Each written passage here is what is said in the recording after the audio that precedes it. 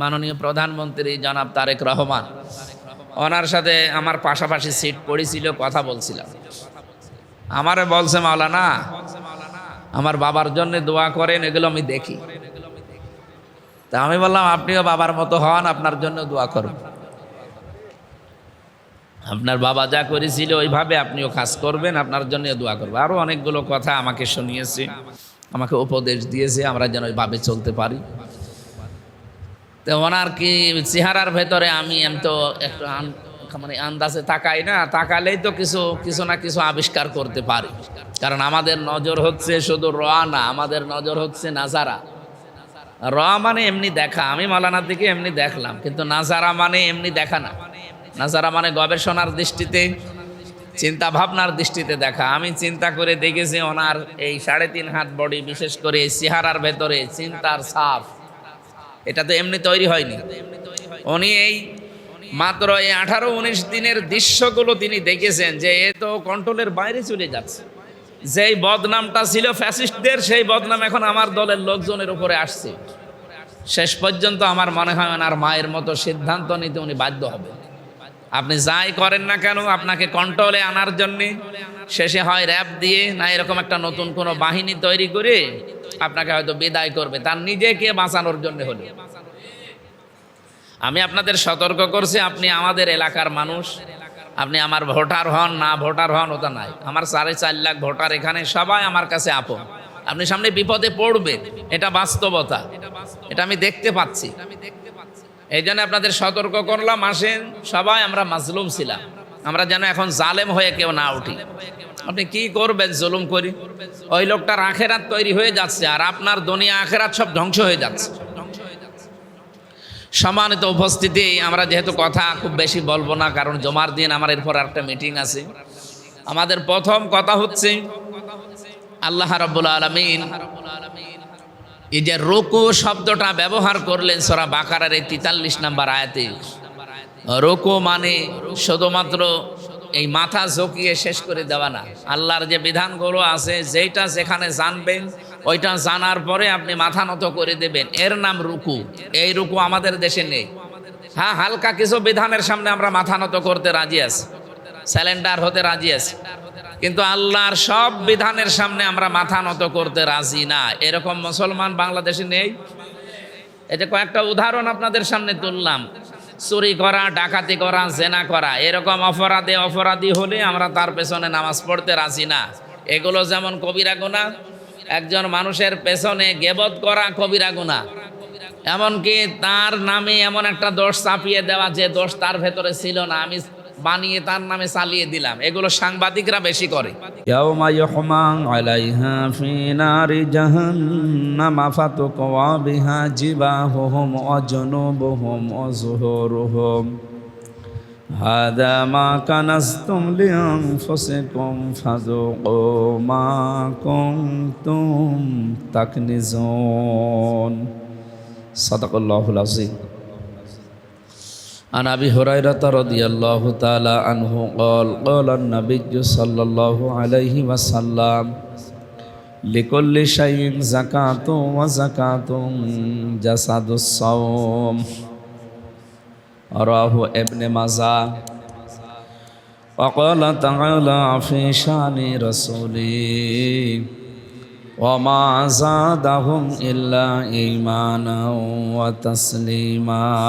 اللهم صل على محمد وعلى آل محمد كما صليت على إبراهيم وعلى آل إبراهيم إنك حميد مجيد. اللهم بارك على محمد وعلى آل محمد كما باركت على إبراهيم وعلى آل إبراهيم إنك حميد مجيد. আলহামদুলিল্লাহ, প্রশংসা আদায় করছি আমাদের মালিক মহান রব্বুল ইজ্জাতুল জালালের। রমজানুল মোবারকে মাঝামাঝি সময়ে আমরা মাগফিরাতের ভেতরে আছি। জানি না আল্লাহর মাগফিরাত আমরা পেয়েছি কিনা। এই গুরুত্বপূর্ণ সময়, জমার দিন, আজানের সাথে সাথেই তার ঘর মসজিদ। আমরা মেরাজের রাত্রের ঘটনা পড়তে গিয়ে দেখেছি হযরতে জিবরাইল আলাইহিস সালাম উনি এক মুষ্টি পাথর নিয়ে পৃথিবীর দিকে এভাবে ছুঁড়ে মারে, যেখানে যেখানে এই পাথরের টুকরা পড়ে কিয়ামতের আগে সেখানে একটা করে হলেও মসজিদ তৈরি হবে। তো এখানে আদর্শ পাড়া রূপনগর না কি জান, এই জায়গায় যে জামে মসজিদের নাম কি? রূপনগর আদর্শ জামে মসজিদ, আদর্শ পাড়া জামে মসজিদে কুষ্টিয়া। এটা রেকর্ড হচ্ছে, সারা দুনিয়ায় চলে যাচ্ছে, এই জন্য বললাম পুরাটা। আদর্শ পাড়া রূপনগর জামে মসজিদ, এখানে অবশ্যই জিবরাইলের হাতের নিক্ষেপ করা একটা পাথর পড়েছিল, নয়তো এখানে মসজিদ হতো না। এটাতে অনেক দামি দামি জায়গা আছে। আপনি সবচাইতে দামি জায়গা কুষ্টিয়া এখন ওই যে পপুলার হাসপাতাল, সানো হাসপাতাল, এই সমস্ত জায়গাগুলো বলেন, তার তুলনায় এই জায়গার দাম কি খুব বেশি? এখানে যদি 30 লাখ টাকা কাটা হয়, ওখানে 1 কোটি টাকা কাটা হবে। কুষ্টিয়ার সবচাইতে দামি জায়গা যেহেতু ওইগুলো, মজমপুরের গেট, ওই সমস্ত জায়গায় কিন্তু মসজিদ তৈরি হয়নি। তৈরি হয়েছে মানুষের সেবার জন্য বিভিন্ন প্রতিষ্ঠান। অথচ এই যে দেখেন একেবারে জঙ্গল এলাকা মনে হচ্ছে, এখনো বাড়িঘর তৈরিও হয়নি ওইভাবে। এই জায়গাতে আল্লাহ রাব্বুল আলামিন তার একটা ঘর অলরেডি তৈরি হওয়া আরম্ভ হয়েছে। আশা করছি এর পূর্ণাঙ্গ কাজ শেষ হবে ইনশাআল্লাহ। আমরা এই যে কিছু মন্ত্রণালয় আছে বাংলাদেশে, কালকেও একজন এসেছিল ইঞ্জিনিয়ার, এখানকার দায়িত্বে যিনি আছেন, আমার মনে হয় সহকারী সেক্রেটারি ওই যে খায়রুল ইসলাম আছে না আমাদের জামাত ইসলামী বাংলাদেশের, ওনার কাছে একটা তালিকা আছে। এখানে যারা দায়িত্বে আছেন একটু যোগাযোগ করবেন। আমাদের 21টা ওয়ার্ড আছে কুষ্টিয়া পৌরসভায়, যেখানে নতুন মসজিদ তৈরি হচ্ছে। এই জায়গার জন্য 2 লাখ থেকে 10 লাখ টাকা পর্যন্ত দেবে তারা। একটা চিঠি দেওয়া লাগে, ওখান থেকে দিয়ে দেয়।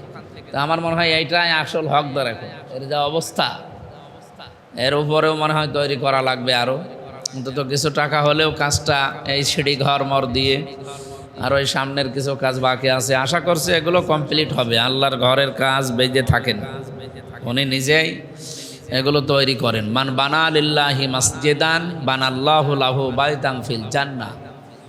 হাদিস শরীফের কথা হচ্ছে, যারা একটা মসজিদ তৈরি করে তার জন্য আল্লাহ জান্নাতে একটা ঘর বানায়। আপনি কথাটা শোনার পরে হয়তো এখনো বোঝেননি। এখানে মান বানা লিল্লাহি মাসজিদান আছে। মসজিদ বলতে এরকম এই যে এদিকে 50 হাত এদিকে 50 হাত এরকম লম্বা চওড়া হওয়া লাগবে, এর নাম না। মসজিদ মানে কি? সেজদা দেওয়ার জায়গা। মাসজিদুন শব্দের শাব্দিক অর্থ সেজদা দেওয়ার জায়গা। একটা মানুষ সেজদা দিতে কত জায়গা লাগে? এই 2 হাত মতো জায়গা হলে সেজদা দেওয়া যায় না? তার মানে এই যে আপনারা টাইলস লাগিয়েছে, মনে হয় 2টা টাইলসে একটা সেজদার জায়গা হয়ে গেছে।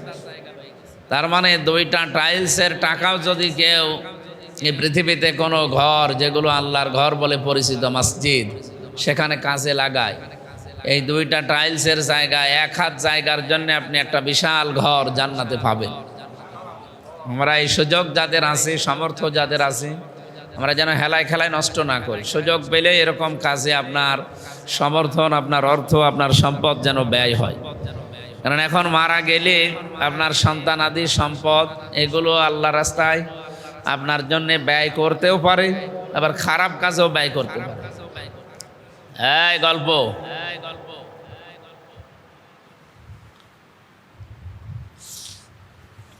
তা আমরা যেহেতু দুনিয়ার জীবনটা এরকম, আমরা যেন ধোকায় পড়ে বোকা হয়ে না থাকি। যতটুকু পারি আল্লাহর ঘর এরকম যেখানে আছে, এই ঘর বলেই কথা না, তামাম পৃথিবীতে যত মসজিদ আছে যেখানে আছে সবগুলো আল্লাহর ঘর। এই যে মসজিদে সেজদা দিলে অন্যান্য জায়গার চাইতে 27 গুণ বেশি সওয়াব পাওয়া যায়। কেন? কারণ এটা মসজিদ শব্দটার নামকরণ তো খেলা করার জন্য করা হয়নি, এটা সেজদারই জায়গা। হ্যাঁ, যদিও তা মুমিনদের জন্য তামাম দুনিয়ায় সেজদার জায়গা, আপনি যেখানে সেখানে সেজদা দিলেও আপনার সেজদা কবুল হবে।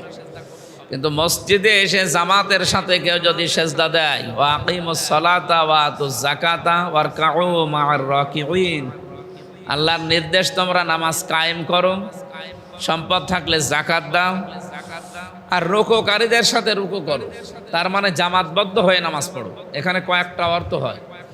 রুকু শব্দের শাব্দিক অর্থ হচ্ছে ঝোঁকানো। রুকু মানে কি বলেন তো? আল্লাহর যত বিধান আছে পৃথিবীতে, এই বিধানগুলো সামনে যখন আসবে, আপনি যদি সত্যি মমিন দাবি করেন আর স্থির থাকতে পারবেন না, আপনি ঝুঁকে পড়বেন। এর নাম হচ্ছে রুকু। এখানে আমার মনে হয় প্রশ্ন করলে কয়েকজন মাওলানা বাদ দিয়ে অনেকে বলতেই পারবে না আল্লাহর বিধান কয়টা। পারবে? আল্লাহর বিধান কয়টা আমরা অনেকে জানিই না। 250 আছে আদেশ সূচক, 250 আছে নিষেধ, সব মিলিয়ে 500 বিধান আল্লাহ এই জমিনে আমাদের জন্য দিয়েছেন। এই 500টা বিধানের সর্বোচ্চ 5-7টা আমরা একটু মানি, একটু বুঝি। বাকি যে বিধানগুলো আমাদের পরিচিতও না, আমরা জানিও না, মানিও না, তো ওই বিধানগুলো কিয়ামতের দিন আপনার সামনে দাঁড়াবে না? ওগুলো নিয়ে আসার জন্য কোনোদিন একটু চিন্তা ভাবনা করেছেন যে ওইটাও তো নামাজের মতো ফরজ ছিল, ওইটাও তো রোজার মতো ফরজ ছিল? এ বাংলাদেশে, ভারতে, পাকিস্তানে, এই সমস্ত দেশগুলো ঘুরিয়ে আমি এটা বুঝেছি যে আমাদের দেশে কেউ যদি চুরি করে, একজন চোর চুরি করে ধরা পড়েছে, উনি এসে যদি এখান নামাজ পড়ায়, আপনি তার পেছনে নামাজ পড়বেন? এরা আমার কথা বুঝে শুনিয়ে জবাব দেন। একটা চোর ধরা পড়েছে, মনে করেন ওই যে ওই বাড়িতে ওনারে পিটাচ্ছে, উনি এখন ছেড়ে দিলেন, উনি এসে নামাজে দাঁড়াবে এই জায়গায়, মাওলানা ইহসান নাকি ওনার এই জায়গায় নামাজ পড়ানোর জন্য দাঁড়িয়েছে। এখানে একটা মানুষও আমরা, আসলে ছোট মানুষ বাদ দিয়ে, ওরা নাই বসে না, ওরা নামাজে দাঁড়িয়ে যাবে। আমরা বুঝবান যারা একটা মানুষ হয় চোরের পেছনে নামাজ পড়তে রাজি আছি। চুরি করা এটা কি গুনাহ? কবিরা গুনাহ। বলেন বলেন, কবিরা গুনাহ কি একটাই নাকি আরো আছে? কতগুলো জানেন? আমরা জানি কবিরা গুনাহ 99টা, নাকি না? একেবারে বড় বড় গুনাহ যেগুলো 7টা, এর উপরে আছে 99টা। ইমাম আজ-যাহাবী রহমতুল্লাহ আলাইহি উনি দিয়েছেন যেটা, কিন্তু কোরআনে কারিমে কবিরা গুনাহর বর্ণনা আছে 500টা। ওগুলো সামারাইজ করে 2-3টা এক জায়গায় করে এইভাবে 99টা বানিয়েছে ইমাম আজ-যাহাবী রহমতুল্লাহ আলাইহি। ওনার লিখিত বইটা পারলে লিখে কিনে নেবেন, আপনার সহজ হবে কাজ করতে। তো ওখানে চুরির বিষয়টা আছে, ডাকাতির বিষয় আছে, জেনাকারীর বিষয় আছে। কেউ যদি জেনা করে, আপনি দেখলেন যে ও ধরা পড়েছে, ওকে সংসার করার জন্য বা বেত্রাঘাত করার জন্য মানুষ রেডি। কারণ জেনা যদি কেউ বিবাহিত হয়ে করে আর যদি সাক্ষ্য প্রমাণে ধরা পড়ে, তাহলে তার শাস্তি হচ্ছে পাথর মেরে মেরে ফেলা। কেউ যদি অবিবাহিত হয়, ও যদি এই কাজ করে, তাহলে সাক্ষ্য প্রমাণে ধরা পড়লে ওরে মেরে ফেলা যাবে না, কিন্তু 80টা বেত্রাঘাত করা লাগবে।